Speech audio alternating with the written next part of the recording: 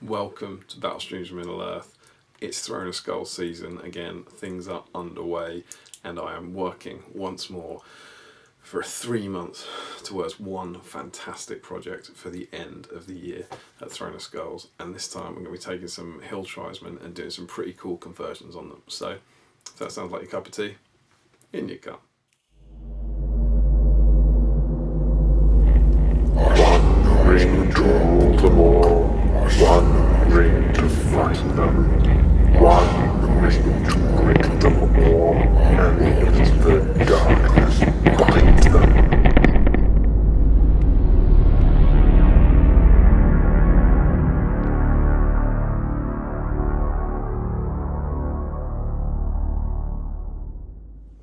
So yes, indeed, welcome back to Battle Streams of Middle-earth, and welcome to Damian's hobby vlog number 52.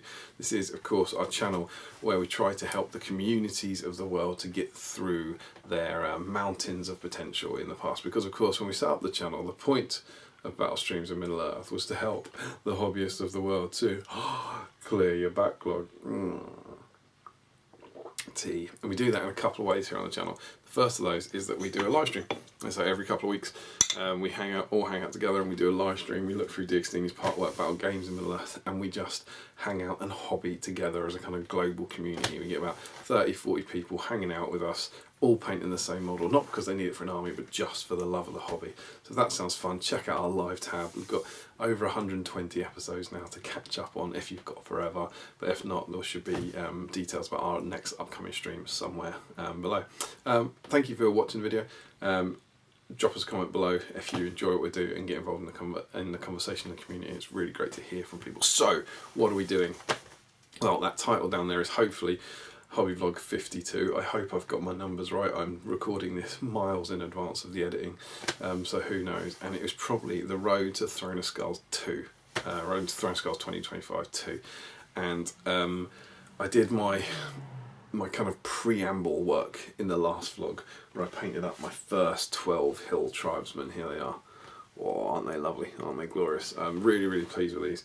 And I got them done. And that was the work where I was like, I'm not going to go into the project too much because if these guys take me 5 weeks to paint, then I'm never going to do the project anyway. So I had to get those out of the way. And I got them out of the way. That's pretty cool. Pleased with that.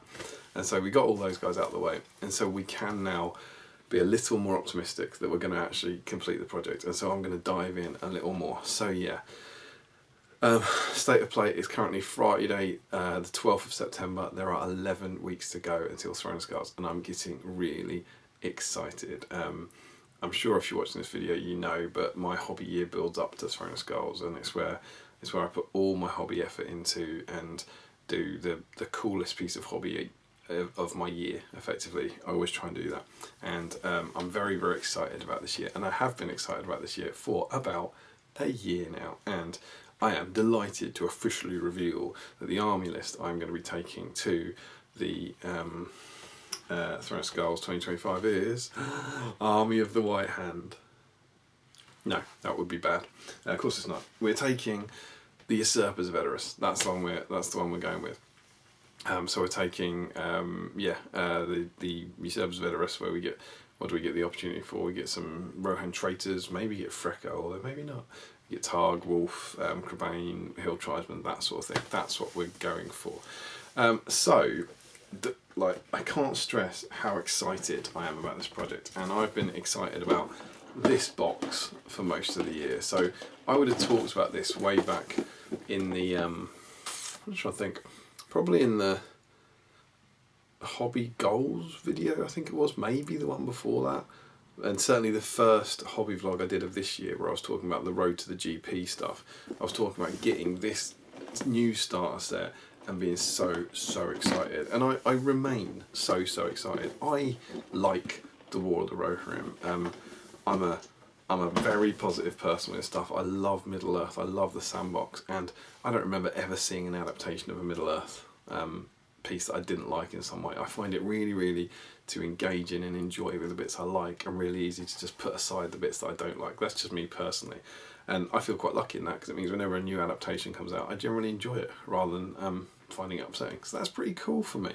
So when the new box set was announced, and we're talking about like last August now, right, August 2024, and when we knew that it was going to be kind of War of the Rohirrim themed, and then throughout that kind of last quarter of 2024 we started seeing the releases, I got super excited, and I was very, very keen on the evil side of it. As the evil side emerged, I think we saw Wolf first, and then we saw the Hill Tribesmen, and then we saw like Frecker and Lord Thorn and all that kind of stuff.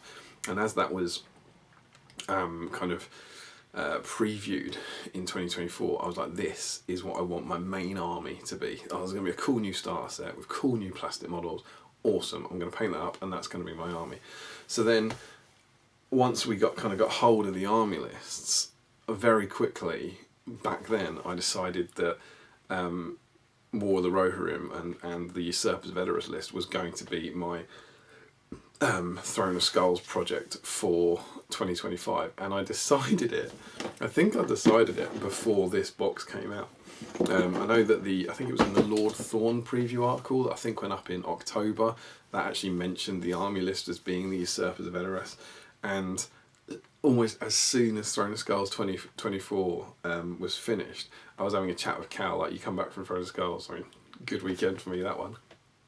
But you came back from that buzzing, and what are you doing next? What are you doing next? And I was like, I want to do this next. This is what I'm doing next. I'm going to be painting this box all year, and then I'm going to take the evil army to Throne of Skulls. And whilst we hadn't seen the film at that point, we had seen the trailer, you know the story, and I could kind of have a punt in my head at thinking, I think I know the scene I want to recreate, but we'll have to wait and see how it plays out in the film and that sort of stuff. So I got very, very excited about that, and I like the film. I enjoy the film. I think it's cool. I don't think it's perfect, but I think it's cool. And then going to see it a few times in the cinema and watching it a few times at home, I really, really got invested in it. And I've always felt like this. I felt this was Hobbit movies, and not everyone agrees, but just my take on this is I think as hobbyists, we might get to enjoy the films more than non-hobbyists do, because we have a different level of fandom through the models. So, for example,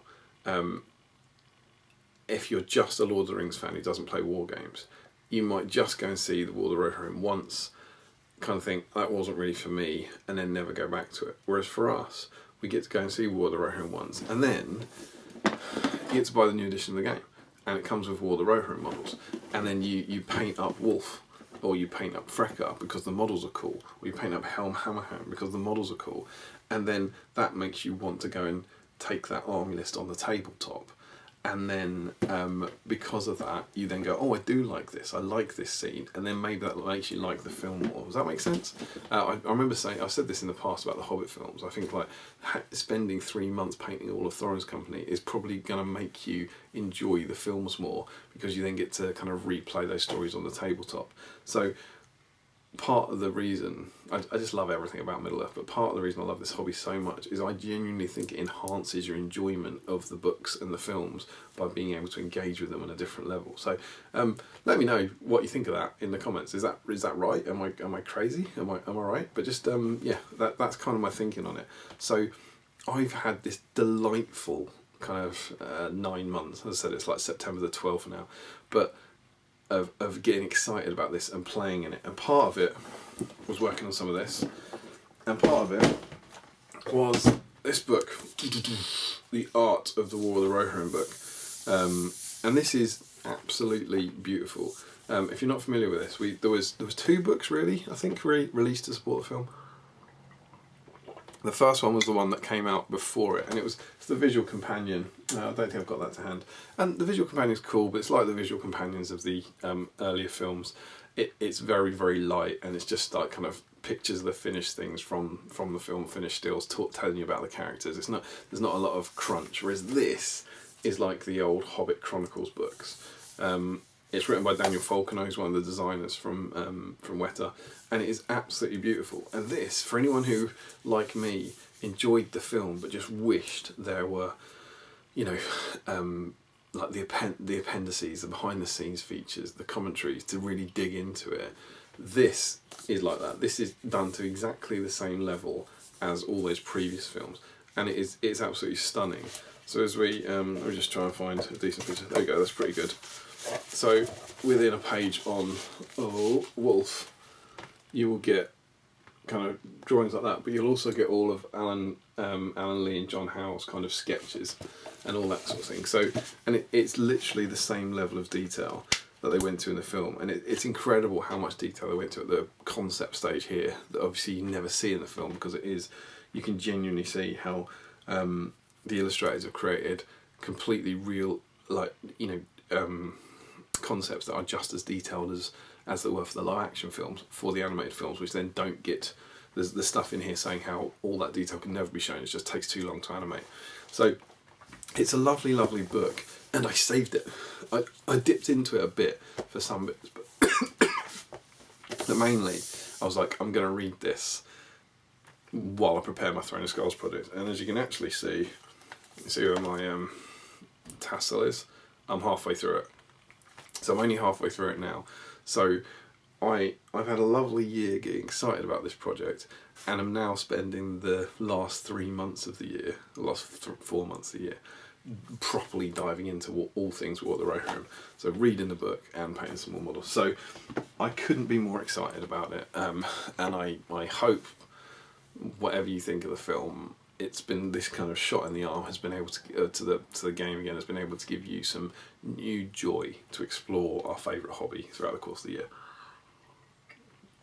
So that's kind of me, and that's how excited I am. So how did I jump into this? Well, back in January, you will have seen in my Hobby Goals 2025 video and in my Road to the GP video how I started painting my, wasn't just Usurpers Veterus, it was Usurpers Veterus, which became Besiegers of the Hornburg, but my Hill Tribesmen project, my evil Dunland project from War of the Rohirrim. And I set out that in January and February the plan was to paint Targ, Wolf and 24 Hill Tribesmen. That was the initial plan, and I assembled them all, and I painted Wolf and Targ, but things didn't go to plan, as you may well have seen. But I did assemble them all first, and preparing for World's GP, I assembled my first 12 just straight out of the box. That's these guys that you've now seen painted, and then I assembled 12 more, and immediately knew I wanted them to have some variations. I immediately knew I don't just want to build the same 12 again. So I did some conversions. So way back in January and February, I converted my second 12 wild men to have some unique poses. And what I'm going to do now is show you those guys compared to the original, and then I'm going to come back and say what else we're going to do with them. Okay? Let's go.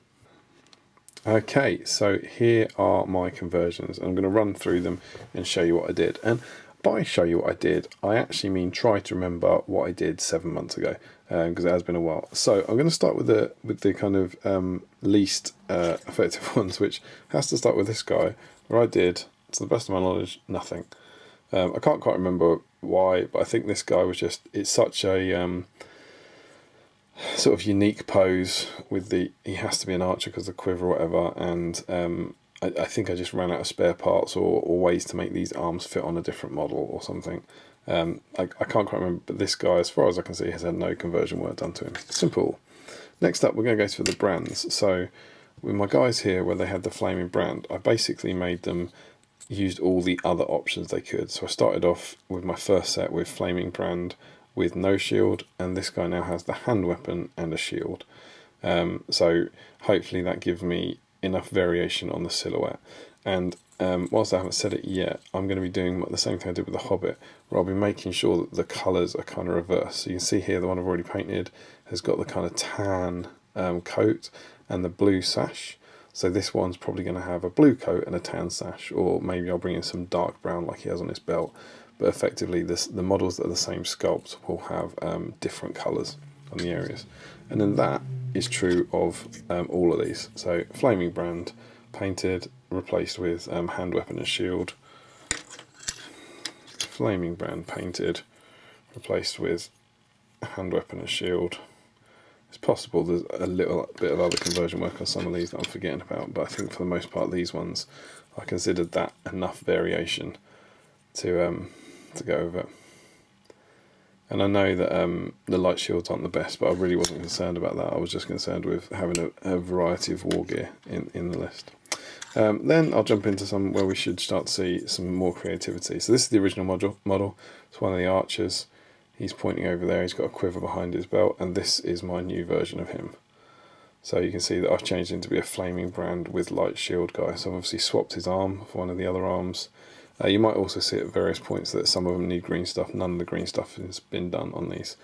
And then put a shield in here and cut his bow off. So again, I like that one. He looks like he's about to set his head on fire, but it's pretty cool. And so I now have a flaming brand model that is different to the other 4 flaming brand models. So that's the goal with all of these conversions. I'll also cut away the quiver that was behind here. And that was the other thing I did on this. You can see the quiver's in there. I was able to kind of remove that, and the join's kind of hidden quite nicely. Next up we have the second archer. So this is the original archer pose.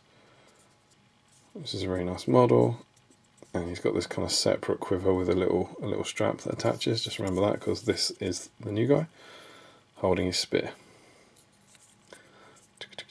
So yeah, I'm really pleased with this. I think this one came out really well. So the quiver's gone, and I think there's a little dent there, which I might fill in with green stuff, or you could probably get away with it just being a fold in the fabric, to be honest. But I think that one made a really nice change from an archer into a spearman, so I'm pretty pleased with that. Next up, we have this two-handed dude who I believe has just been swapped for a spear. I think this one was a bit dull. I should have shown this one earlier. So where I had him with a two-handed weapon, I made sure that the next version had a spear. And I think that's the only one where I did that. My other spear and my other two-handed weapon haven't. So I'll go and grab this guy. There's this guy running with a two-handed axe who has now been turned into this guy, who I really like. So he's got the pointing arm that was cut off the other archer. I'm not sure if that's the archer's arm or a different one. And then remember that quiver with the little strap? That's been added to his hip. I think this one came out really well. Excuse me. And is, as you can see, I think hopefully a very, very different silhouette from the original model. So pleased with that. This one started life out as a spearman and has now become a flaming brand and shield, which I think works quite well. Quite pleased with that. Nice bit of variety in those poses. And then this guy too started out as a spearman and became a flaming brand and light shield. So you can also see my first set of 4 flaming brands didn't have light shields. This set of flaming brands do have light shields, again, just to have a bit of variety. I'll talk more about the army in a minute, but I need as many flaming brands as possible for the theme. And then my final one was this archer, who starts off like this. He's a really helpful model to convert because his arrows are in the ground, so he doesn't have a quiver you have to remove. And I've gone for this guy. So he's holding his flaming brand and then pointing out the shield. Now, I was really, really happy with this. That looks great. I don't like the shield pose. It's not natural to me to be holding a shield out like that. It didn't quite work, but I just didn't have another hand. What I really wanted was a hand just holding a sword or something, but all the hand weapons are in the left hand rather than the right hand. So I've kind of got an idea to do something to him to fix him, but I really like the way he's standing holding a brand like this, but I want to do something about this arm. So there we go. That's those are my conversions. As I said, I did all these back in January or February earlier in the year, so it's been a while since I actually looked at them properly. But I was pleased with how they came out, and hopefully they give the army a bit of variety in the posing, as well as already introducing some kind of cool hobby stuff. So I'm now going to take you back to the chair, and we'll find out exactly what I'm going to do with these little guys. Okay, so there we go. Those were the 12 conversions I did that I was really happy with. Back in January, I think I did them, and the plan was paint those then. But as you can see, I didn't get them painted. I've documented this in that Road to the GP vlog. I just ran out of time. I painted Shank Rot and Snow Troll instead. I just didn't have time to do them. So that was Hobby Vlog 51, right? In Hobby Vlog 51, I was saying, okay, I'm going to paint these 24 guys that I cleaned up and assembled earlier in the year. Painted the first 12. Tick, got that done. And then you should now be expecting me to see me paint those 12 conversions that I did. But I'm not going to do that because already, to quote the Old World Almanac, the scope of the project has changed. So, my army list that I'm bringing is the Usurpers of Edoras to Throne of Skulls. And having now seen the film, it validated everything I thought in those early days, and I was like, I want to do some version of the attack on Edoras. Essentially, I'm not going to talk too much about the display board, but that's kind of my theme. It's going to be the Wolf's army attacking Edoras is going to be the plan. So I was super motivated to kind of collect this army of Hill Tribesmen and to paint them and to plunge into it in 2024. But obviously, since we've got our new books, as has been debated to death on the internet, you could argue that some of the creativity in list building has been removed. Because there's just not the same level of options. You pick one list and then you have to take what's in it.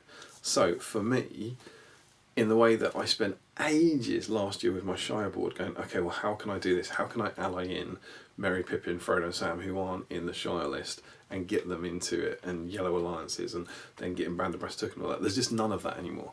So in a way, it's frustrating, but in a way, it's kind of freeing, because you also you don't have to kind of come up with an incredible Throne of Skulls concept. You just pick one of the lists and then see what you can do. So when I decided to build my Hill Tribesmen, I don't have too much creative freedom, because I can take Frecker, Wolf, General Targ, Lord Thorn, Hill Tribes Chieftains, Hill Tribesmen, Rohirrim Traitors and Crebain. That's it. So I have to make my Throne of Skulls army out of those things. And so that's quite cool. But what does it mean for me? Well, firstly, for me, no Frecker. Frecker's dead. All right, we're doing the assault on Edoras, and at that point, Frecker is dead. So I don't get to use Frecker, who is really quite helpful. Not only if he's your leader does it make Wolf a little more choppy, but he's got a 6-inch +1 fight bubble, and if you manage to kill the general near him, he counts as a 6-inch banner. So he's a handy little hero with 3 might for 80 points. So really, really good. I can't take him. And obviously, I know the rules. I could take him, but Throne of Skulls, mate. You can't take him. He's dead. So, Frecker's out, but who do we get to bring? Well, looking down the army list, I can take Wolf. Wolf is at the battle. General Targ's at the battle. Lord Thorn is at the battle. And then we start filling them in with warriors. We take the 3 named heroes and we fill in with warriors. So, Lord Thorn's warband's easy. You can take a warband of traitors. And then, if you take 36 Hill Tribesmen, which is 3 sprues. Oh, are they a sprue each? I think they're a sprue each, but you know what I mean, 3 sets of them. That gets you, with 1 chieftain, because you've got 48 models, so you need another chieftain. That gets you to about 700 points. So you need 300 more points to get to 1,000 for Throne of Skulls. Now, I know some people have gone uber horde with this. I think World Champion's done it. I think Chris Murphy's done it. I'm sure other people have done it. I don't want to do that. I don't just want to buy models for the sake of it for this. I don't want to paint 70 Hill Tribesmen or something like that. So how else am I going to fill those 300 points with my very limited creativity? Crebain. Oh, yes. Some of you, long-time viewers, will know what this army is, and I feel like in this day and age I have to defend it, because I was doing it before it was cool. So back in 2020, dark times, my lockdown project was an all Crebain army for the old edition. I was going to go to a 550 point tournament. Saruman and 18 Crebain, which was a full warband, was 550 points. So I bought them and I converted 18 Crebain. The tournament didn't happen because of COVID. It eventually got rescheduled and I went. And I don't know, developed a bit of a infamy, I guess, for making a Crebain army. Someone has recently resurfaced it. Sadly, I wrote 3 articles about it for Warhammer Community, and sadly they've been expunged from the record in the move over to the new website, which is a shame. But if anyone would be interested in reading them, I've got PDFs, I can send them to you. But yeah, so I had 18 Crebain ready to go, and they're nicely converted, and they've also never been to a Warhammer World event. So whilst they're not new for this tournament, they are new to Warhammer World. So that was basically my first army list, and you get 13 Crebain basically. So 36 Hill Tribesmen, 12 traitors, all the heroes, and 13 Crebain is about 1,000 points. Okay, and that was the first army list I wrote basically as soon as I got the books last year. This was December 2024. It wasn't even this year. That was like I already had my army list written, and that was cool. So obviously, because it's Throwing Skulls, I want to go the extra mile with creativity, and I got some very cool ideas for my Rohan traitors. And I've got a very cool idea for the display board. Oh, not as cool as last year. And I've got a very cool idea for my fancy dress, which is possibly the bit of this whole project I'm most excited about. Now all of those things are to come in future vlogs, but for now, 36 tribesmen we've got to work on, and I knew I'd need some creativity. So the first step to separate out these 36 tribesmen was to convert 12 of them. So I've just shown you those, converted those 12 tribesmen, and then I knew I would need more creativity for the last 12, and the answer is in the film. Hill Tribesmen with skull helmets. These appear throughout the film.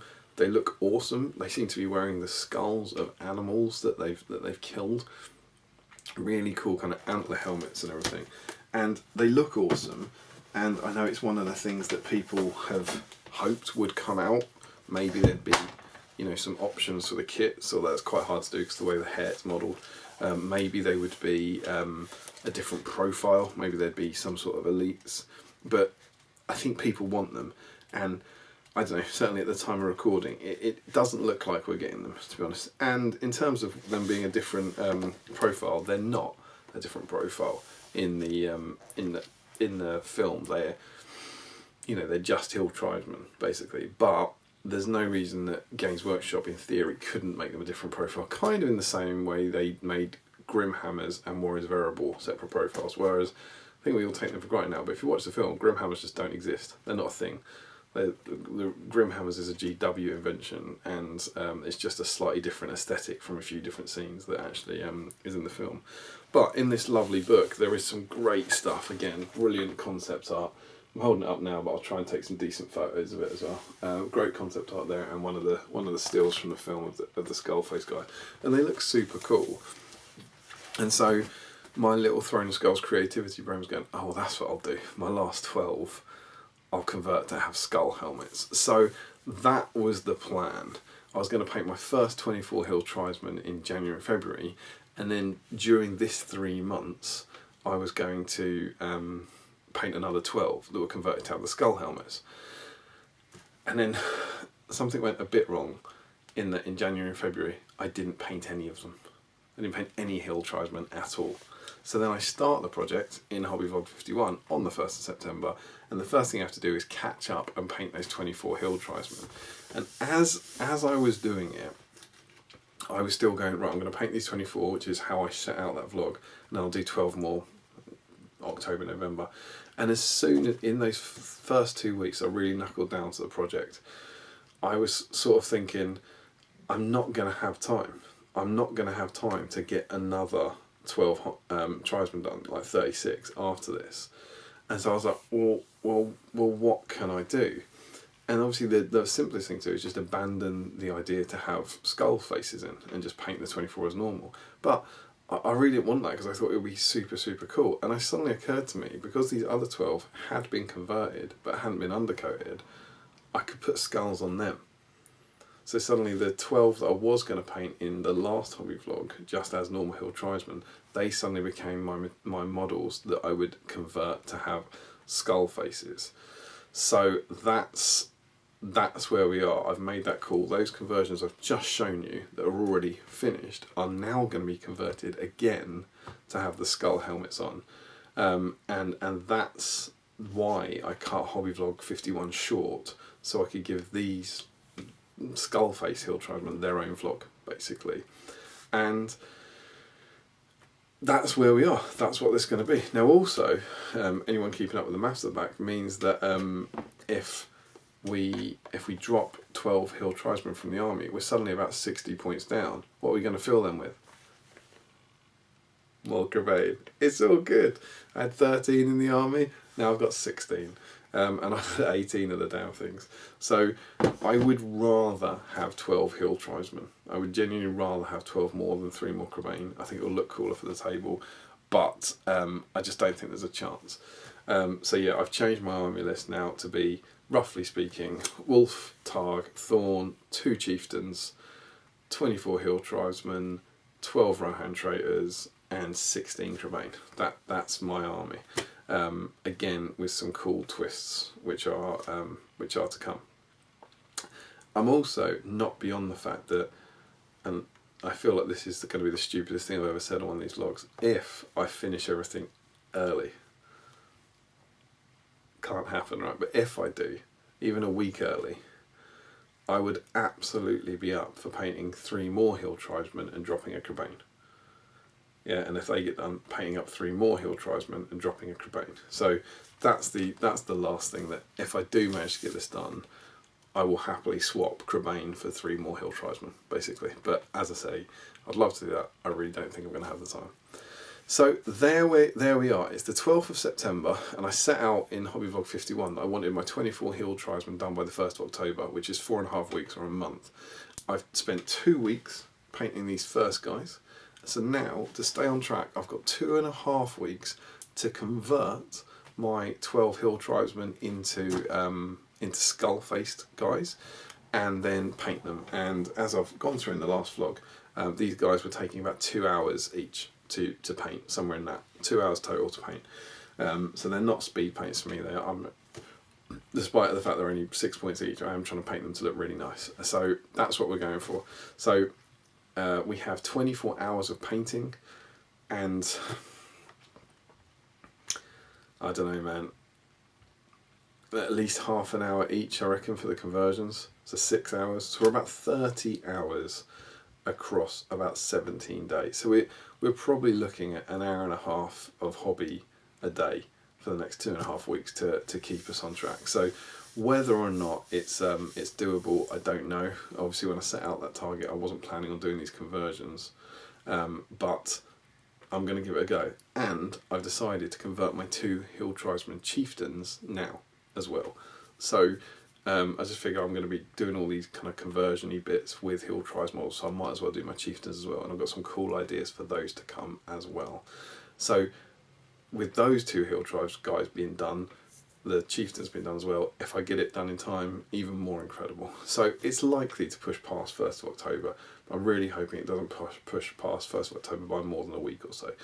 And that's the plan. And if I can get done by the 1st of October, I've then got 8 weeks to do the next parts of the project, which I'm really, really excited for.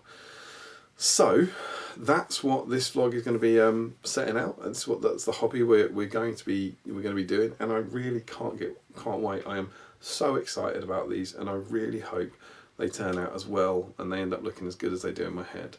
And yeah, let's jump in and get stuck in. And the first thing I had to figure out was where I was going to get the skulls, and animal skulls as well. And I know there's a lot of options here. I'm well aware you can 3D print them. There's you can buy them from third-party companies, but it's going to Warhammer World, and so the models have to be Warhammer World friendly, basically, to adhere by their guidelines, which basically means you're stuck with Games Workshop parts, effectively. And so I went digging into all areas of the Games Workshop range, and I have found a bunch of bits, and I'm going to show you those now and see what we've got. So let's go and see what I've got to help make these conversions work. Okay, so let's see what joyous kits I've put together to help me with my skull helmets. Now, where else are you going to start apart from Citadel Skulls? There's a whole Citadel Skull box that you can get with hundreds of skulls in it. And I was going to order it in that, but it turns out, having looked at the sprues, most of them are human skulls, which I don't need. And what I need is this sprue here. And so rather than spending, I think it's £20 on all the skulls, I spent £7 just to get this one. So it was actually very, very affordable. And we got some cool stuff in here. The first thing we get is we get 6 of these bird skulls. And these are really, really useful. These are perfect for the project. They're almost exactly what what the guys are wearing, or some of them are wearing, and so we're going to be definitely using at least some of those. So they're really, really handy. And then as well as that, we get other things. And I don't know what this is. Looking at it up close, it could be a 40k monster, but that one definitely looks Middle-earthy to me. That one could be a legitimate skull, so that one's definitely going to get used. And then probably not this. That's some sort of Tyrannid thing. There's a giant's head which would fit into Middle-earth as a kind of ogre or something, but I don't think I'll use that. And then there's these ones which are like Chaos Demons, I think, which are probably a bit too wacky. But there are a few, so like this guy here, and definitely these ones here that are kind of horned skull helmets, which I think will work really, really well. So these guys are gonna at least be in the pool, and possibly this one and possibly this one, although those horns are a little silly. But those ones are all going to be available. So pleased with this, very, very happy. And it's all the skulls from the Citadel skull set that would be useful. I'm not missing any of the others, if that makes sense. And then I went digging through my bits box. The first thing I found was from the Middle-earth range, which is this dude. He's a Rohirrim commander. And I know he's wearing a kind of metal... I think this is a metal kind of recreation of a bird skull, but this is just perfect with the kind of hood built in. So this guy is, I reckon I can paint that up to look like bone, basically. So this guy's absolutely getting used. So he's going to be chopped off and added onto one of the other guys, which will be cool. So he'll definitely get plumped in. And then I went digging further back in time, and I went to my Warhammer bits box, which isn't even in this house, it's at my parents' house. And I found a bunch of these. I was a Vampire Counts player. Back in the day I had a big Wood Elf army and a big Vampire Counts army. And this was the skeleton sprue when they started releasing Warhammer Regiment. So there was an old skeleton sprue, which was wonderful, absolutely lovely, that came out, I think, in the late 80s. That had a chariot, some horsemen, and some warriors. But then, around about the late 90s, they started releasing updated plastic sprues, multi-part sprues, and they did a skeleton one, and this was it. And on it, check this out, you got this skull. And I don't think I ever used this skull. And it has these two horns. Is it meant to be a Beastman head, possibly? I don't know. But it's basically a horned skeleton head, and it was absolutely brilliant. I was like, well, that is a jackpot. And so I managed to find that. And I also found another one. That's cool. So I got two of those. And then I also found, as cut-offs, you can see here, there was optional horns for the head, just to add to any skulls, and I found two more sets of those, so I might be able to make use of a few of those. So that was pretty cool. And then I kept going digging, and I mentioned the older skeleton sprues, and I found these guys. So I found some classic Citadel horses, skeletal horses. If you have a look at these. Now the only problem with these are that they're quite big. If we have a look at some of these skulls, as much as they look silly, the sizing is kind of perfect, right? Can I imagine that being on top of that? A lot of these are absolutely perfect scale for these guys, so they'll be brilliant. They'll work really well. Whereas the horse heads, when you put them next to each other, are kind of almost, they might be I want to try one, but it might be comically big.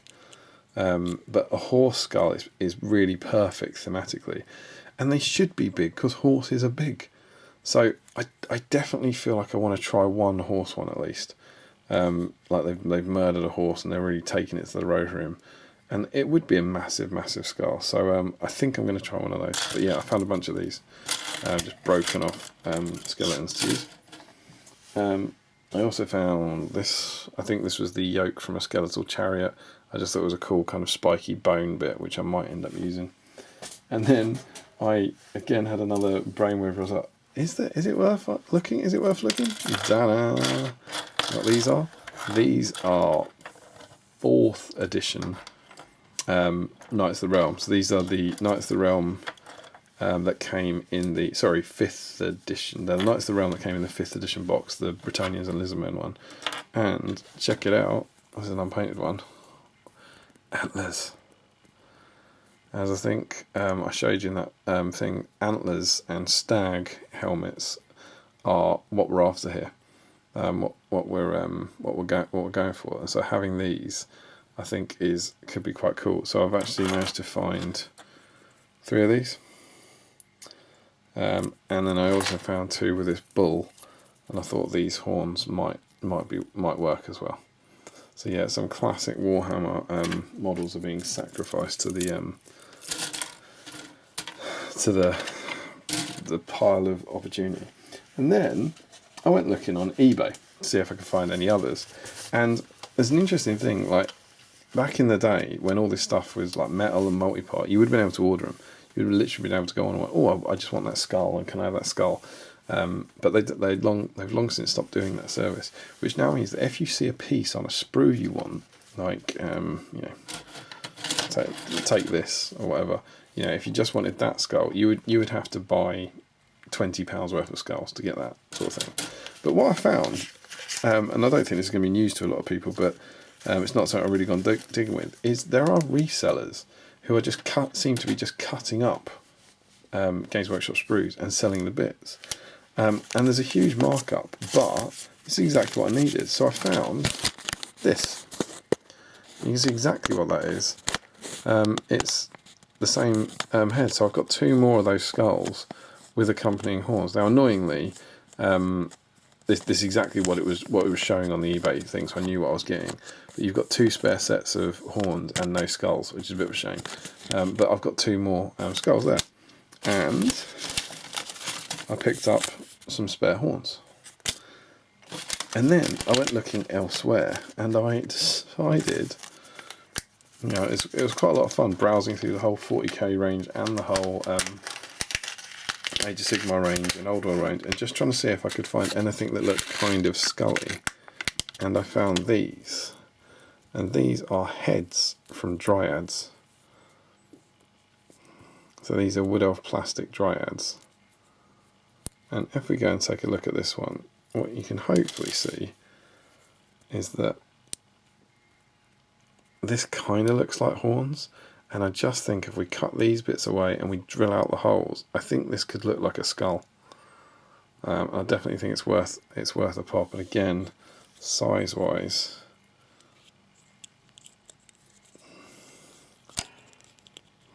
that's pretty cool, right? I think worth a go again.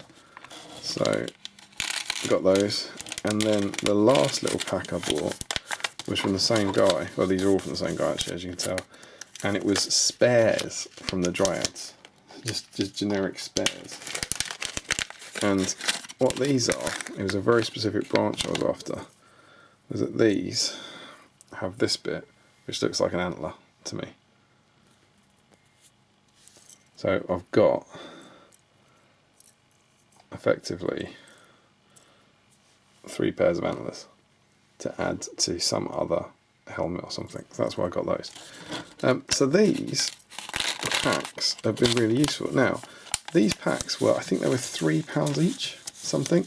Now, is this worth £3? No, of course it's not.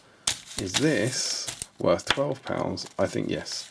Because you either pay slightly over the odds for these, or you pay 30 quid for a pack of Dryads, essentially, is the choice that you have.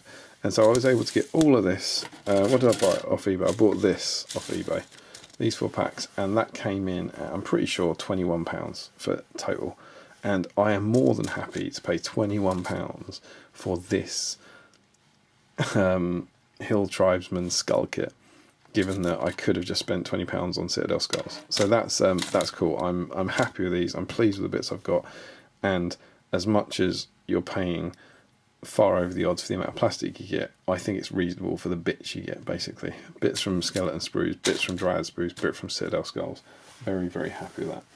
So that's more than enough to get me enough skulls for these guys to go on, which is cool. But I've also got 2 more models that I need to make, and those are my chieftains. I have 2 Hill Tribesmen chieftains, and I just figured, well, I'm getting all this stuff out, and God knows they're going to have skull helmets, obviously, and I figured I would have a look at those and see if I could do those at the same time. And what I've decided to do is dedicate a couple of unused base models from my Biownings project. So again, I mentioned in a previous vlog how I bought some stuff to do a Biownings project for Throwing Skulls that never happened. And I bought some models for that, including these guys. So I picked up the classic Hero Blister. And this guy, I haven't done anything with him. The Oathmaker, I'm going to build as the Oathmaker, because I think he can, I don't really have any plans for that army, but he's still in the game. And then these two, as far as I'm concerned, are fair game. I've got no need for these. I know they're legacied, but they're legacied in an old Dunland army, whereas this guy will make a mega leader for, so it's a really good body for the Hill Tribes guys, so I'm going to do him. And the other one I'm going to use is this guy. This is Bard firing the Wind Lance. And again, he was put aside. I went through my box looking for Biownings, and I thought, oh, he could be a Bayawning, and now he's going to be a Hill Tribesman, because I'm never going to paint this model, right? When are we ever going to have Bard firing a Wind Lance in this day and age? Can he take a Wind Lance? He can probably still take a Wind Lance, but we're not using him as a Wind Lance. It doesn't happen in the film, and I definitely don't want to use it on the table. On the other hand, I think it's a bit different, but I definitely think these kind of cloaks and are quite in keeping with the Hill Tribes guys. So my plan for my 2 chieftains is to use Gorulf and Bardolf as my chieftains and kind of build up from there. I do have those Bayawnings if I need them for like arms and parts like that. So I'm quite looking forward to that. So yeah, that's the plan. I have 12 converted Hill Tribesmen, I have 2 chief bases, and then I have a whole load of bits to make some skulls up. And I'm now going to get stuck in and try and convert all these guys to have skull helmets. I'm not really sure how I'm going to do this, because it's going to take a long time, so I might do it a little bit of time-lapse footage with a bit of voiceover and then come back and show you how they end up. But we'll have to wait and see. So yeah, time to crack on with the next part of the project. Wish me luck. So I also just wanted to highlight one other little conversion project I was doing as part of this. Remember this guy? This was my converted, he's an archer, isn't he, I think? Yeah, converted archer, who I was really happy with the brand, but I wasn't happy with this. And I was like, right, as part of this project, as he's getting a new helmet, I'm going to try and do something about it. So I went digging through my collection, basically. Now, I don't have an awful lot of kind of spare models, really. Like as in models that I'd be willing to sacrifice for a conversion just for the sake of a hand. There's not too many of those. Most of the unpainted models I've kind of got because I want to paint them at some point. But I did go through my kind of cases and kind of half-finished projects and my bits box, and I was just looking for a hand. And what I really wanted was a pointing hand. A sword would be fine, but this just makes perfect sense. The way he's standing there with the brand, it makes perfect sense for him to be pointing. But I was... as I was going through, I was like, the odds of finding a spare pointing left hand are pretty low. And then, what did I find? Check it out. It's Balin, Lord of Moria. What do we have here? So we have the old Balin model. What's missing? Durin's axe. So Durin's axe is missing from here because I've already nicked it and given to a young Balin for my conversion of Balin that I did for SPG magazine years ago when we wrote a new profile for him and we wanted young Balin to be fighty. So we gave him Balin's axe in that profile, and I cut it off here. Fine cast, super easy to convert. So I've had this model lying around for ages, basically, waiting for I don't know, a chance to be redeemed. And what does he have? A pointing hand. Are you kidding me? And if we kind of try and lay this over, you can see that that's about as far as I'm going to get. Put it in next to the other hand. It's not far off. It's pretty good. And do you know what? It's bloody perfect.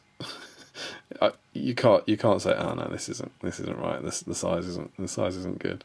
So what I have here is a model that I have no intentions of painting, that has already been cut up, that is made out of fine cast, so it's easy to convert. And what else? He's been legacied, so he's got even less chance of being painted, and he had the right hand. So this is going to be chopped off. I'm going to remove this. I don't know quite how I'm going to do this with the shield. If I might have to add a new wrist or something. I don't really know. But yeah, I'm so buzzing about this. So thank you for your service, Barlin. But unfortunately, you're about to have another very bad day. So yeah, let's get stuck in. And so I got stuck into the conversions, clipping off parts, carving out the backs of skulls, and generally trying to figure out the best combination of skull and tribesman to make 14 really cool conversions. One of the scariest parts of this process was also one of the first, as I had to carve the faces off the brand new Hill Tribesmen. It really was extremely disconcerting carving the faces off such wonderful and expensive new models, particularly given that, after all, if this skull mask idea didn't work, there was no way I was going to be able to put them back on. Once the faces were removed, I spent a little time tidying up the stump to make sure that I had a nice flat surface cut right back to the hairline upon which to attach the masks. One of the earliest experiments I made was with one of the dryad heads. I began by drilling out the eyes, the nose and the mouth, and, as I hoped, this left me with something that looked like an animal skull with some funky horns. Given how well this had worked, I decided to try to create a more elaborate version. This time, once the holes were complete, I grabbed a couple of the dryad branches and added them to the side of the skull after cutting off the original horns to make some antlers, which would make a really cool and imposing skull mask for one of my chieftains. I also used one of the old GW skeletal horse heads with some dryad branch antlers added to create a stag skull, which I thought looked really cool. However, when I added it to one of the guys, as cool as it looked, I decided that it looked too big and far too impractical, and so abandoned the idea. And so, those are just a few examples of how I was experimenting, but over the course of a couple of days, I had a really enjoyable block of hobby, covering myself in glue and tiny bits of plastic. Eventually, just a few days later, but after no small amount of cutting, gluing, swearing and bleeding, I had a batch of 14 converted tribesmen and was pretty damn happy. Okay, and I am genuinely delighted to say that my conversions and my green stuffing are done, and we can take a look at our converted wildmen. So let's start off with our skeleton skeleton heads, or our, what might be beastman heads. So here's the first guy. I think these guys work well. So I did a couple of these. I kind of go, what I've had to do basically, and you'll see as a theme, is I've gone for a combination of carving off the face and carving some of the back of the skull out on each case. So that's how I do it. It's not hollowed out and sitting over the head. They get carved off and glued on. So they were kind of done arbitrarily based on war gear, but there's one of those guys. And I tried to make sure that the different helmets would have different war gear. So here's one of these guys with a flaming brand, and here's one of these guys with a spear, for example. Oh god, I can't remember why I had to do this. I think it was because there's not many spears pointing this way. The way he's running, you have to kind of have it going up here, and I think there's only a couple, like 2 weapons that go up this way, and I'd already used it. So what I ended up doing was, I can't remember how I've done this, but I basically took that and then cut the hand off. There was another hand down here, and I've shaved that off, which allowed me to use that one or something, I can't remember, and then just put a hand there from like a spear or something, and clipped it off. Again, you can see what I have to do on almost every instance is basically do a little bit of sculpting on kind of hair or skin to rebuild the kind of face and the chin. Now, my sculpting is not very good, but I just don't think it will matter by the time. I don't think it's going to look like, oh, this is a chin that Damian's carved, because I just don't think you'll notice it. But there's my first 2, and I've got to say, I'm pretty pleased with those. I think they look okay, and I think the skulls work as some sort of strange Middle-earth ram. So that's pretty cool. Next, I'm going to go straight to the skulls kit, and I used one of these guys. I don't actually know what this is. It could be. Is it a 40k thing? Is it a crew? Is it some sort of Tyranid? I don't really know, but I think it works. I think it could be it doesn't look incredibly alien. I think it could be some sort of Middle-earth beastie. So I've used you get 2 of these on the skull sprue. So I've used one of them. Simple sword guy. I think I talked before. My first set of Wildmen had these bodies had flaming brands and nose shields. So my second time around, I've gone for swords and shields just to make them different. And obviously the skulls help as well. Again, you can see the join there. And then on here, I've then got 2 more of the horned skulls from the skulls kit. I think that one works quite well. Here, I had to do a bit of green scuffing to cover up the gap where a quiver plugs in, because this is one of the archers originally. Because I'd swapped the arm over, I had to rebuild a bit of a shoulder. And there we go, we have that one sitting on there. You can see his kind of chin under there. I think that one works quite well as you stare down the spear at him. You get the skull pointing at you. I think that works pretty well. And then again, that one's a spear, so this one was a sword with a light shield. Very, very similar skull. I don't think it's quite the same, is it? I think. Oh no, maybe that one is the same. No, the horns are a bit different. One of them's curving inwards, one of them's curving outwards, but a similar sort of skull face. Seems to work quite well. Pretty cool. And then I'm going to go to my dryads, which I was really pleased with. Check this out. So this is a dryad head where I have just drilled through. So I drilled out the eyes, drilled out the nose, and drilled out the head. And I genuinely think this works. I think this looks cool. Glued onto the front of a guy's face. Obviously, when it's painted bone, that'll be the last step we need in getting away from that dryad effect. But I was pleased with how that one came out. I think it works again as some sort of Middle-earth creature.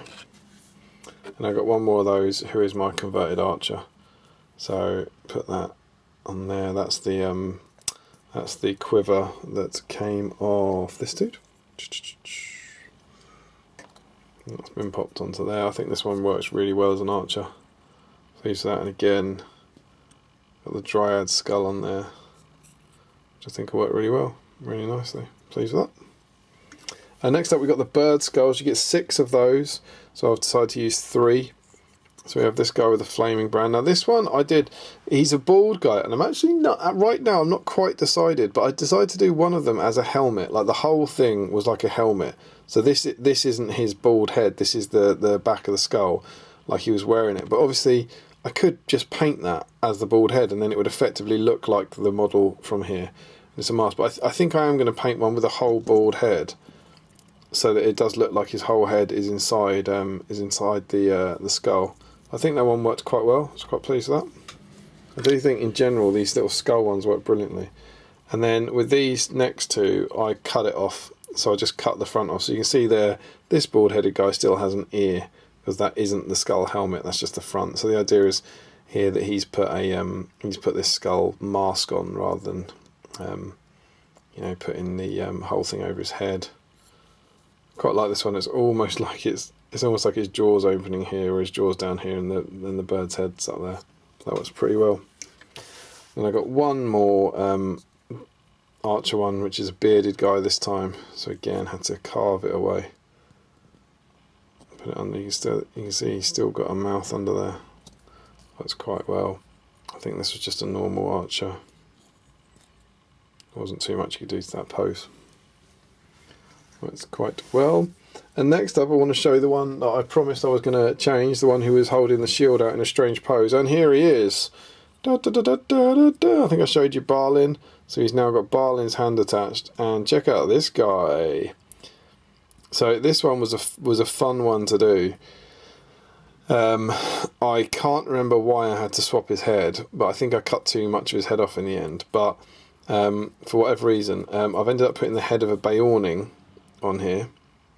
He's got a Beorning's head with the front cut off. Then that is this kind of skull from the Citadel skull set. And then I've put antlers made from the dryad branches I got onto him. Here's my first antler one. And there is Balin's hand. Balin's gloved hand is a little thick for this guy. I don't think it will matter. It's just a 6-point wild man. Maybe I'll paint it as a glove rather than painting it as flesh to kind of, I could make it the same colour as this stuff, for example. But I think it's fine, I think it works. And whilst he's not really part of the army, I think it's only fair that I show you what happened to Balin, because I tidied him up.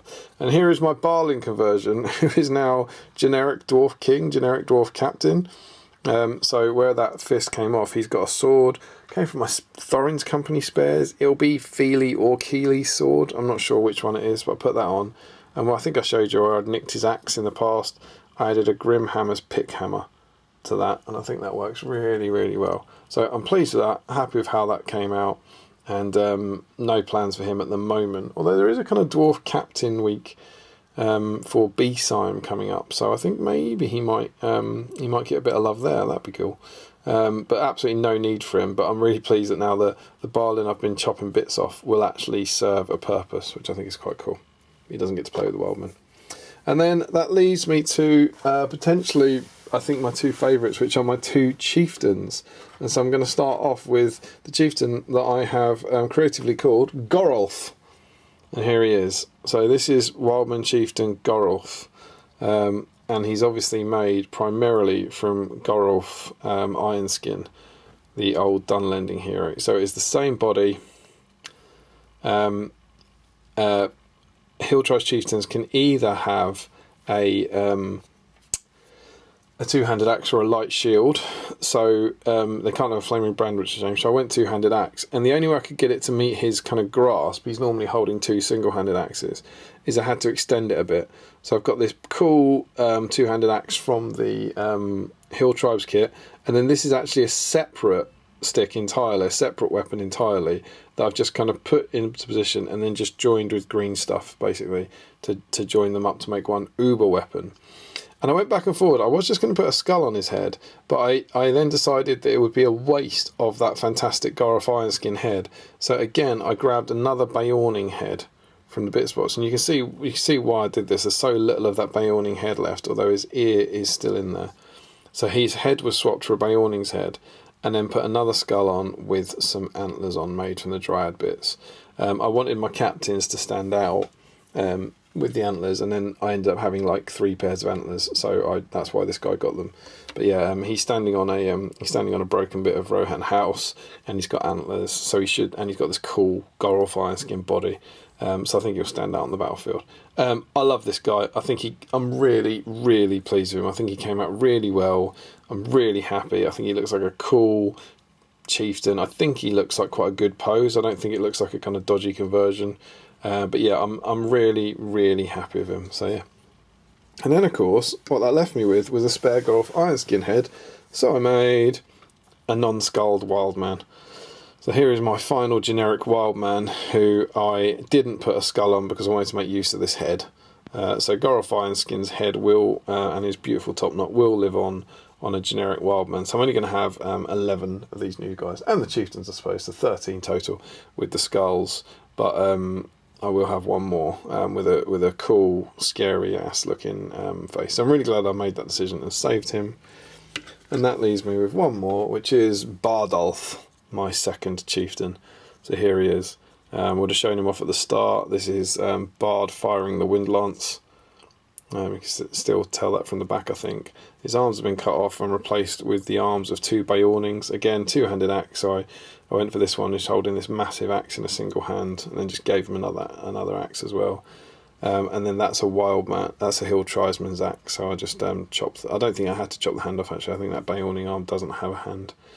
And then that's actually a slightly different approach to the antlered head, because this is a Dryad skull, which I've kind of hollowed out like I did for the other ones, and then put antlers in. So slightly different approach to that, but one that I think works well. And again, put him on the a broken piece of Rohan scenery, kind of rearing up a bit, and I think he works well. So yeah, I am pleased with the vast majority of these, but I am particularly pleased with my 2 chieftains. I think they look cool, and I think they'll stand out. And I'm really pleased with that's good use of these models. Like Bard with the Wind Lance was never going to get painted. My Gorolf Ironskin was never going to get painted, and I'm really happy. So there we go. 15. Is it 15? 14? Yeah, 14. 12 and 2 chieftains. 14 Hill Tribesmen converted and ready to wage war. Now, the really good news on this is the timing, and I think I did the what did I do? The last one was I finished the Hill Tribesmen on the Friday, so in about 2 weeks. And I had 2.5 weeks to do this batch, and it is now the Monday. My hobby is done for the Monday, so this is basically taking me 3 days. So Saturday, Sunday, Monday, 3 days to get these guys kind of converted and green stuffed, and I am so happy with that. That is absolutely cool. If you would have offered me 3 days for this lot, I would have bitten your hand off. So I'm really, really, really pleased. But I have now got 15. I've got 15 days to until the 1st of August, basically. So 15 days to get these painted on schedule. On my original schedule, and that is going to be really tough. There are 14 models, and I've worked out they take 1 hour and 45 minutes each. So 14 models, 15 days. So I basically need to paint for 1 hour and 45 minutes for every day, and with 1 day's grace. And obviously on some of those days I'm not going to be able to paint like that. So it is a lot, and normally I would say there's not a chance, but somehow I had exactly the same target in the last 2 weeks and I managed to do it. So I am really motivated for this. I'm probably more motivated for this bunch because I've made my own cool models, and they're unique, and I really want to get them painted. But that's what's up next. I'm going to jump in and try and get these guys painted. In terms of what to show you, I'm not going to go stage by stage or anything on these because you've seen it in the last ones. So I think, in a way, the next clip might be on the 30th of September to see whether we're finished or not, or something like that. I might check in a week to see if we've managed to get half of them done, maybe something like that. Maybe that would be a sensible stopping point, just to give you something before we show off the finished versions of them. But yeah, wish me luck. That's what I'm going to be doing for the next sort of 2 weeks, trying to get another batch of these guys done. But really happy so far. I hope you like them, and let's get some paint on them. So I just thought I'd check in the middle of this process to show one of the things I'm doing. I'm painting them in 2s again, like I did in my first batch. I find this works really, really well now, and make good progress, and it doesn't feel too soul destroying. But just like I do with my hobbits, I'm making sure that whenever I'm painting the same sculpt, the colours are different. So if I show you these two, for example, this is the same sculpt originally. You can see that this one had very little conversion work. He just had the skull put onto him. And you can see that what I'm making sure is that even though they use the same colours, the area is different. So that band across his chest is blue on one and brown on the other one. The skirt around the edge is brown on one and tan on the other one. And that seems to be the only 2 colours he's got on him. Whereas this guy here, which is again a bigger conversion from a 2-handed axe into an archer. You can see the sash across him is blue or tan.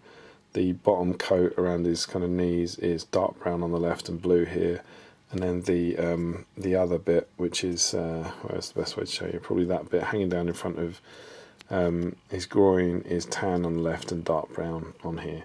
So that's what I've basically been doing, just to make sure to add extra variety to them.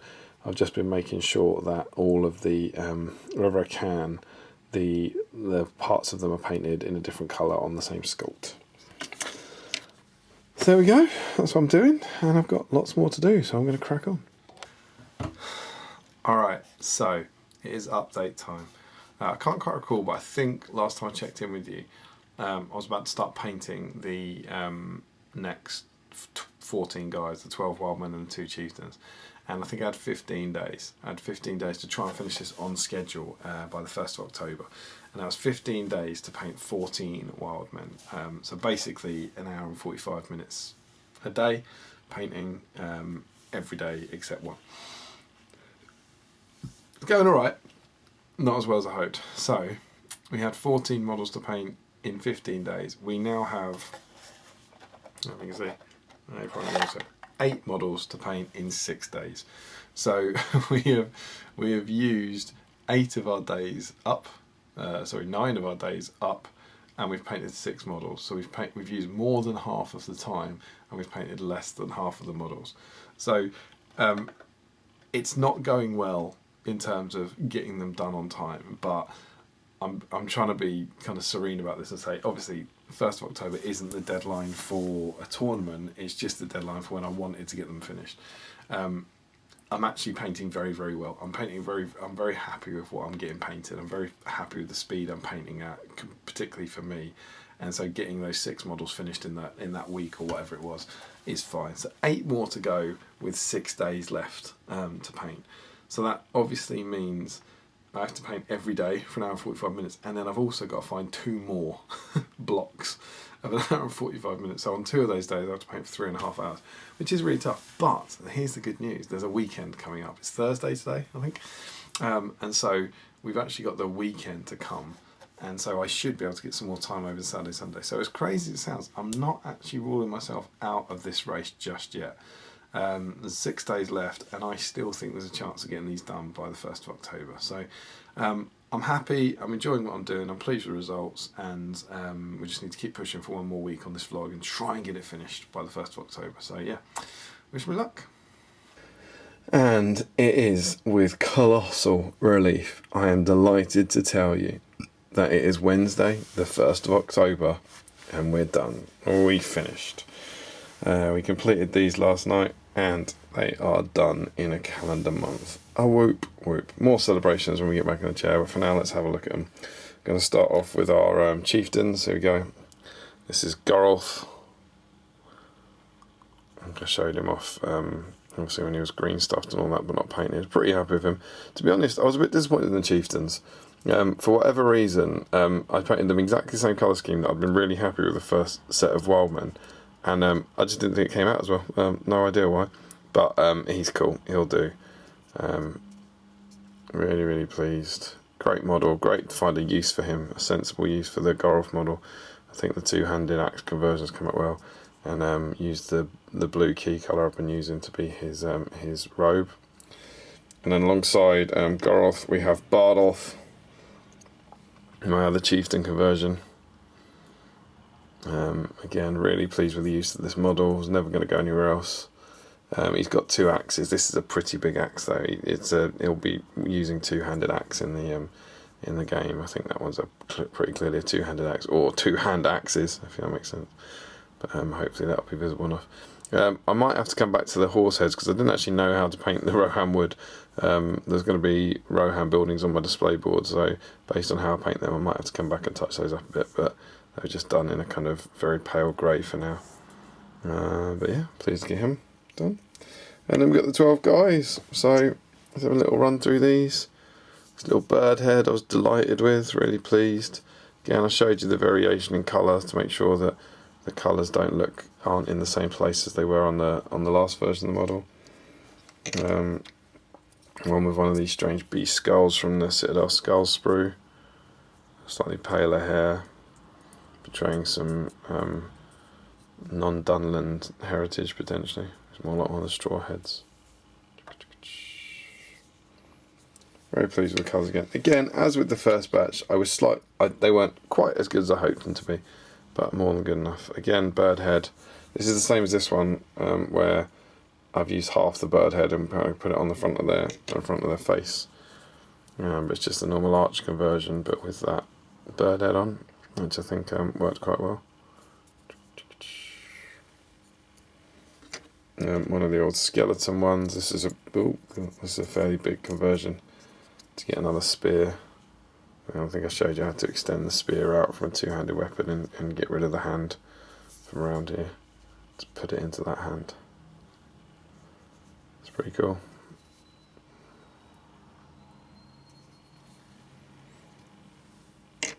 First flaming brand, and this is the one where I tried putting the whole of the bird skull on top. It's almost like his head's inside it.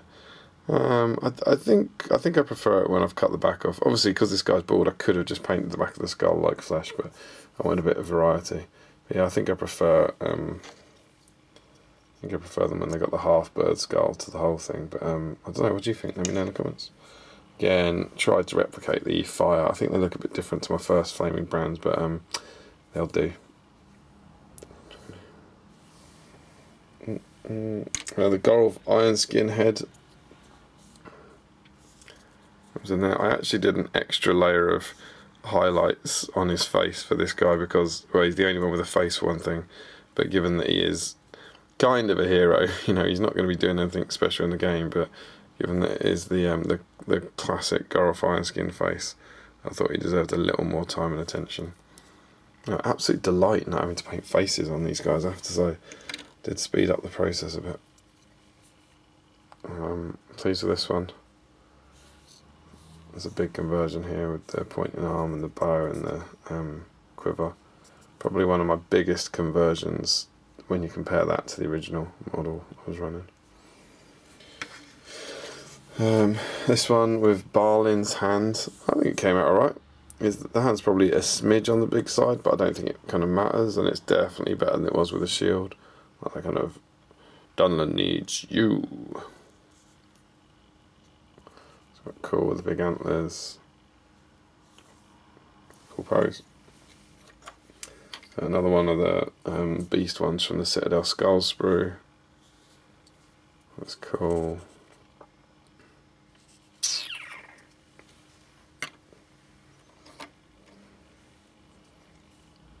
One that I was quite pleased with here. Was this the archer? I think this might be an old archer that turned into quite an effective spear. I like when the skulls are kind of looking down the spears at you and stuff. It's pretty cool. That one came out well. And another Dryad head for a guy just with sword and shield.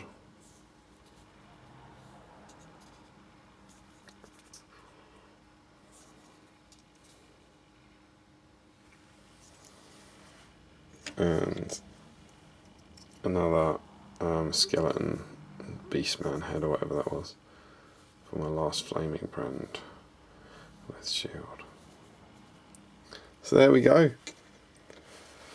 12 more Hill Tribesmen and 2 chieftains to leave them. That is the end of my Hill Tribesmen. What a month. Woo woo! Let's head back to the chair and wrap up this vlog. Victory sip. And we are done. So yes, it is the end of September and we did it. We finished it. We got them all done. And I am absolutely delighted. Go me, go me. This is the end of vlog 57, I believe, as you're watching this now. And obviously it was meant to be one, but at the start of vlog 56, I set out to say the joy, the hope, the dream was that we could get all the Hill Tribesmen done in September. And as it turned out, because of the bonus conversions, it ended up being 2 vlogs, 56 and 57. But we're there, man. We're there. We did it. We survived. We set out to do that back at the start of that vlog on the 1st of September. I was recording that on Monday, the 1st of September. And the plan was to have the whole calendar month. It was 4.5 weeks. And I would have said back then that didn't guarantee we'd get the project ready for Throne of Skulls, but if I managed to paint the Hill Tribesmen in September, it gave us the opportunity. It gave us the opportunity again, and that's what it's done.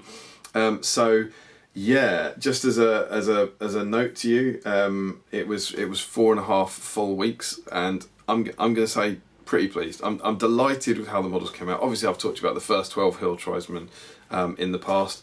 But we're mainly talking about the next 12 with the converted skull masks now and the 2 chieftains. But as a batch of the 24, I'm so pleased. I'm so thrilled. Those of you that may remember right back at the start of vlog 56, we had Lord Thorn on the go. Lord Thorn's on the chart. He didn't get done. We didn't get him done, but we got 2 chieftains done instead. So that's absolutely fine. He's been bumped, but he'll be coming in the next vlog, and he'll actually make a lot more thematic sense then. More on him in a minute. So yeah, there we go. I hope you like them. I'm delighted with them. I'm really pleased, and then they set me up nicely for what's to come in the next few vlogs. But before we get to the next few vlogs, we have to do our classic updating the numbers. So last time we checked in would have been in the Ardacon vlog when I was painting the Hobbits, where we summed up June, July and August numbers. And now obviously we only have 1 month to sum up, and it's September. And in September I bought 2 models, which was Eladan and Rohirrim that I got from Chris and Ruth, so thank you very much. They're hopefully coming in some sort of grey company force next year. I got rid of 1 Beorning. I gave a single Beorning to Mr. Tom Thorpe. and I painted 26 models. Whoop, whoop, boom, them some good numbers. Also, 26, I've gone back and checked, is the joint highest amount I have ever painted in a month since records began. I started tracking this stuff in January 2020, and bizarrely, in January 2020, the first month I ever did it, I painted 26 models, and I've never done it since. So it's an abnormally good month for me to have painted 26. So I'm delighted. The joint best I've ever done, as long as I've been tracking this, and quite possibly the joint best I've ever done for Middle Earth. So by the end of this, we had then jumped up. This really helps our numbers. So we have now bought 22 models, we have sold 3 models, and we've painted 66 models now. So it's a big chunk. So this gets us, I mean, this is my target is to paint 100 models in a year. I've painted a quarter of them this month. So this has given us a huge leap towards painting 100 models. And having kind of cleared 69 models from the backlog and added 22, those are far more positive ratios as well. So that's really good. So yeah, I'm really delighted. I'm really happy. I'm over the moon with the hobby. I'm over the moon with the way the numbers are going, and I'm still getting more and more excited about Throne of Skulls. And so yeah, there we go. To Throne of Skulls. I said at the start of Hobby Vlog 56 that I was hoping for a very, very stressful, taxing September. And that's what I got, or not hoping for, but I was expecting. And that's what I got. It was a very surreal experience where basically I started painting 2 wild men on one night, and then I finished painting 2 wild men the next night. And I did that 13 times throughout the month. That was basically 26 nights of my month. It was a proper kind of Groundhog Day thing of, today we start 2 wild men, when we get them halfway, and then the next day we finish 2 wild men, and then the next day we start 2 wild men, and the next day we finish 2 wild men. And it was tough mentally to keep going and paint, and it was a lot of painting. But I'm just really chuffed. I'm really proud of myself for kind of maintaining that and for keeping it going and for getting the slog done. They're beautiful models, and I'm delighted. But there's no way they weren't the kind of bulk bit that I had to do before anything. And at the start of Hobby Vlog 56, I said I was hoping to get, I was expecting a really tough month in September, which would then allow me a really cool, fun October and November. And that's what I'm going to have. That's exactly what I'm going to have. I've got 8 weeks till Throne of Skulls, and I've now got some really, really cool, fun hobby stuff. Still a lot to do, don't you worry, there's plenty of stress to come. Still a lot to do. But what are we doing? Well, unsurprisingly, think of the thumbnail. We're going back into this box once more, which I am just having the most fun with over at the end of the year. I am fully ensconced in all things War of the Rohirrim and loving it. So we're going back into here to get my next thing, because we've done our Wildmen. Think about my army. I went through it at the start of Vlog 56. Now all the Wildmen are done. The Chieftains are done. Targ and Wolf are done, and my Crabane are done. So the only thing I need are some Rohirrim traitors. Boom. Oh yes. Got a sprue here of Warriors of Rohan. So I haven't assembled any of these yet. The brand new Warriors of Rohan. So I've got 2 sprues of these. And I'm going to be doing some Rohirrim traitors. And I'm going to be starting from here. For sure, these guys are going to be getting clipped and assembled. But then, hopefully, they're going to be Rohirrim traitors with a twist. And then I will also be painting up Lord Thorn. So that's what's to come. That's the next vlog. The next vlog is going to cover me doing some cool Rohirrim traitors, hopefully with some funky hobby. And I'm really looking forward to getting stuck into that. So yeah, I hope by this point, by the time you see this, I've properly caught up with my hobby vlogs. My hope is that this one is coming out, I'm going to say, mid-November. So you can actually watch it ahead of Throne of Skulls, and the next one will hopefully be out before Throne of Skulls as well. That's the dream, but we'll have to wait and see. But I'm getting excited about the event. I hope as you watch this, you're getting excited about the event. And I really hope as you watch this, you haven't been to the event already. But who knows. So there we go. That's the end of another hobby vlog here on Battle Streams in Middle-earth. I hope you've enjoyed it. If you do, please make sure you click subscribe. Please tell your friends about Battle Streams in Middle-earth. If you have enjoyed what we're doing here, drop me a comment down below. Tell me what you liked about the vlog, what you didn't. I really, really enjoy the and appreciate the engagement in the videos. There's a link to our Patreon scheme down below, so if you like what we're doing here on Battle Streams Middle-earth, both in the hobby vlogs and on the live streams, you can join up to that, get some merch and join up to the coolest nerd community in the whole wide world. And there's also a link down there to our friends at 7th City, so if you want to get some discounts on your gaming toys from a wonderful local gaming store and support the channel as you do so, please feel free to click on that.